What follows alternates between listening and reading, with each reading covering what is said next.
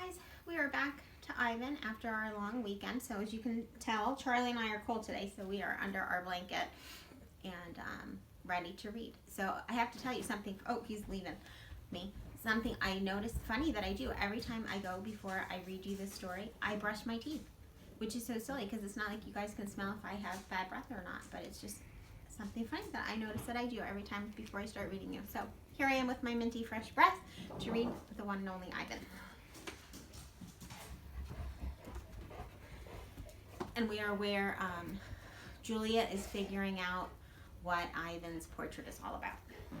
Finally, Julia and George take the pictures to the ring where there's room to see them all. An hour passes as they try to assemble my puzzle. Ruby's awake now, and she and Bob and I watch. Ivan, Ruby says, "Is that a picture of me?" "Yes," I say proudly. "Where am I supposed to be?" "That's a zoo, Ruby. See the walls and the grass and the people looking at you?" Ruby squints. "Who are all those elephants?" "You haven't met them, I say. Yet."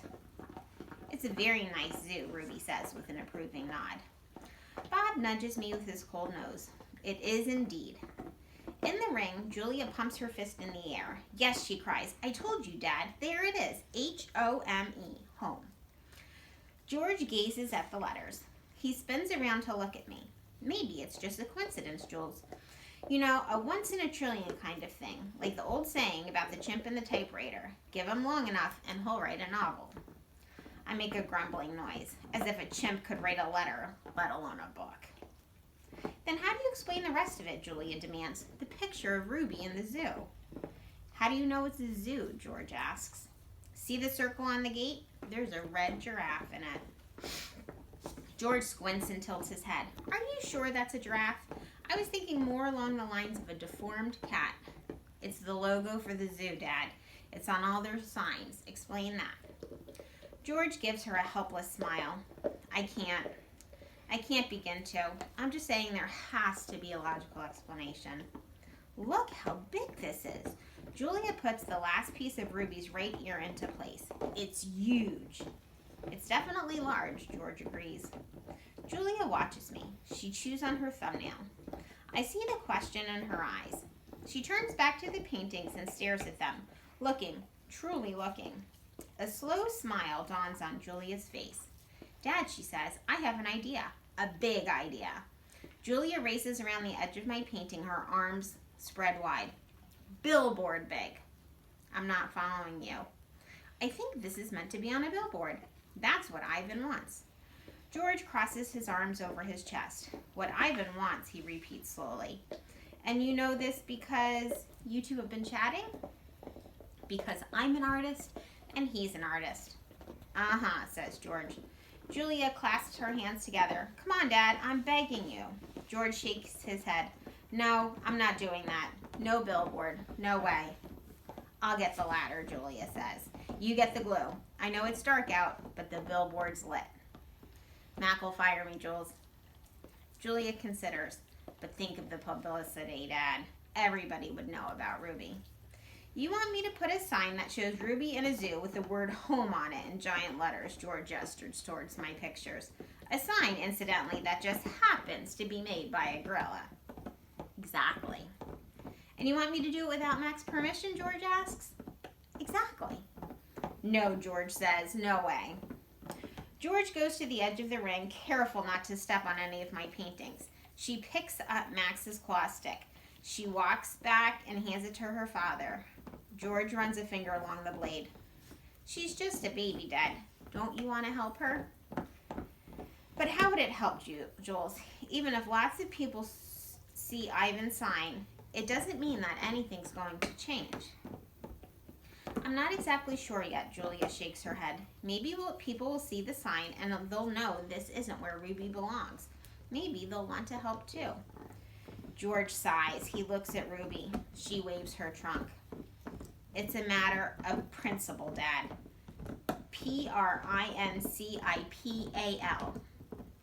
L-E, George corrects.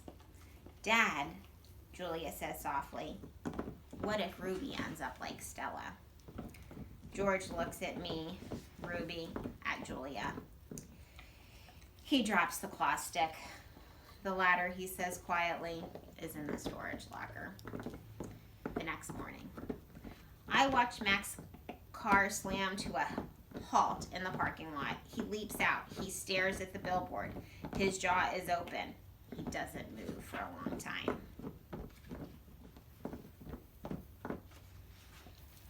Mad human. A mad gorilla is loud, but a mad human can be loud too, especially when he's throwing chairs and turning over tables and breaking the cotton candy machine.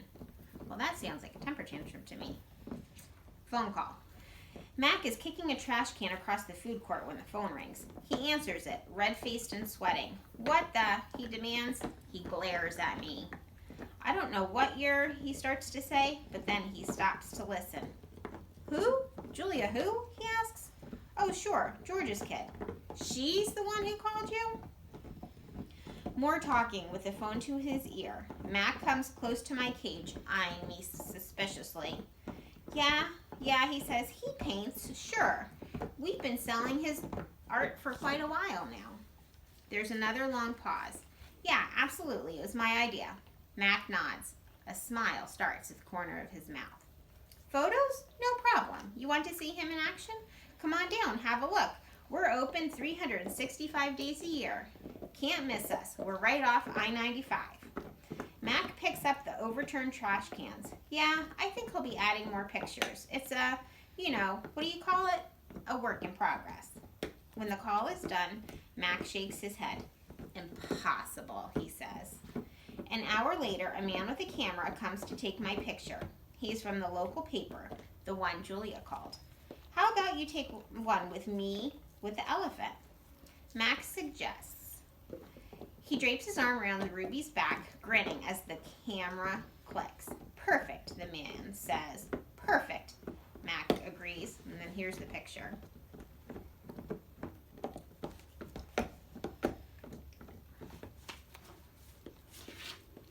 A star again.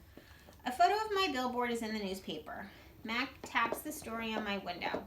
Each day, more curious people arrive. They park in front of the billboard. They point and shake their heads. They take photos. Then they come into the mall and buy my paintings. While visitors watch, I dip my hand in fresh buckets of paint. I make pictures for the gift shop and pictures to add to the billboard. Trees with birds, a newborn elephant with glittering black eyes, a squirrel, a bluebird, a worm. I even paint Bob so he can be on the billboard too. I can tell he likes the picture, although he says I didn't quite capture his distinguished nose. Every afternoon, Mac and George add my new pictures to the billboard. People slow their cars while they work. Drivers honk and wave.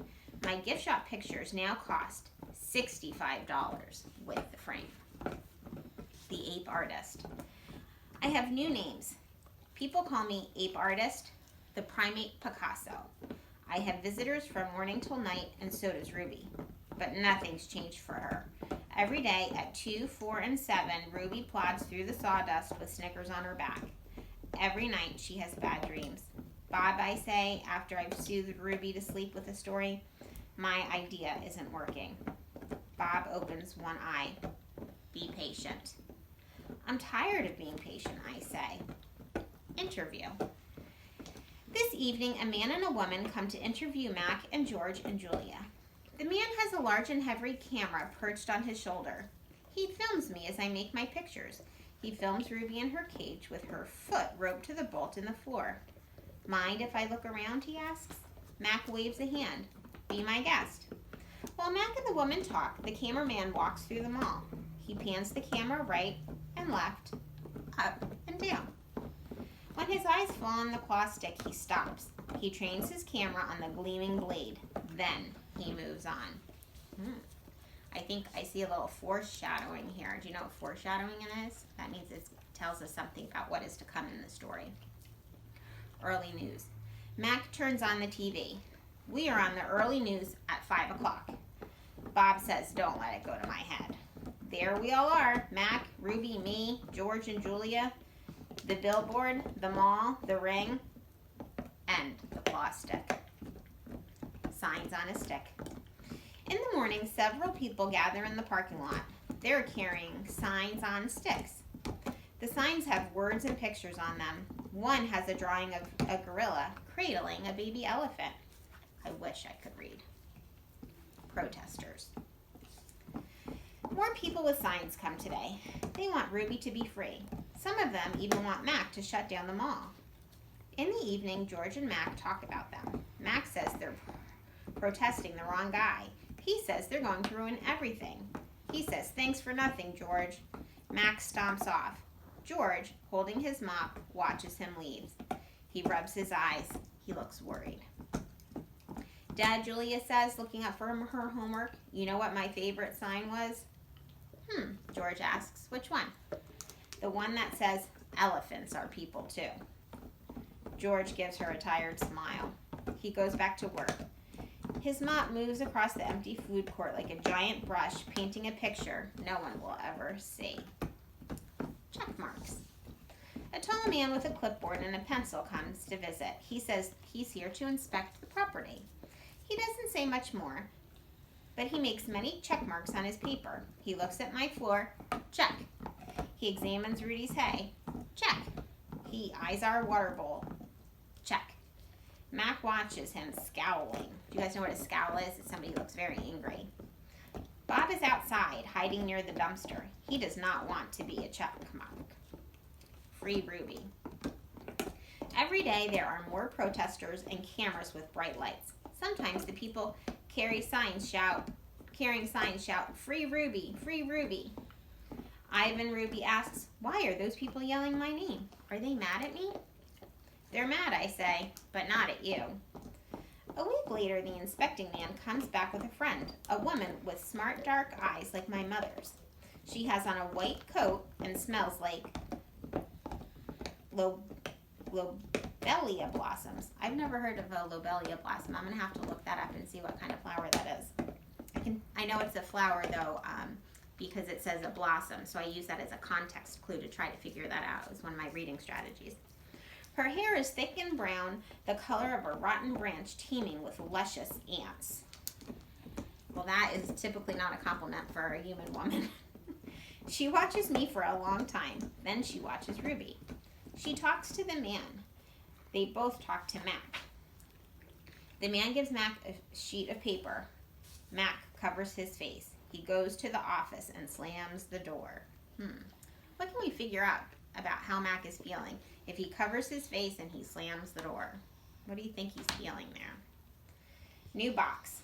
Something strange is happening. The white-coated woman is back with other humans. They place a large box in the center of the ring. It's Ruby-sized. And suddenly, I know why the woman is here. She's here to take Ruby away. Training. The woman leads Ruby to the box. She places an apple inside. "Good girl, Ruby," she says kindly. "Don't be afraid." Ruby inspects the box with her trunk. The woman makes a clicking sound with a little piece of metal she is holding in her hand. She gives Ruby a piece of carrot. Each time Ruby touches the box, she gets a click and a treat. "Why is she making that clicking noise?" I ask Bob. "They do that to dogs all the time," Bob says. I can tell he doesn't approve. "It's called a clicker training." They want Ruby to associate the noise with the treat. When she does something they want, they make the noise. "Great job, Ruby," the woman says. "You're a quick study."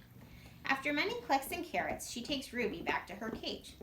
"Why is that lady giving me carrots when I touch the box?" Ruby asks me. "I think she wants you to go inside," I explain. "But there's nothing inside," Ruby says, "except an apple." "Inside that box," I say, "is the way out." Ruby tilts her head. "I don't get it. See the picture of the red giraffe on the box? I think the lady's from the zoo, Ruby. I think she's getting ready to take you there." I wait for Ruby to trumpet with joy, but instead she just stares at the box in silence. "I'm not sure you understand. That box might be taking you to a place where there are other elephants," I say, "a place with more room and humans who care about you." But even as I say these words, I remember with a shudder the last box I was in. "I don't want a zoo," Ruby says. "I want you and Bob and Julia. This is my home." "No, Ruby," I say. "This is your prison." See you tomorrow, guys. Miss you.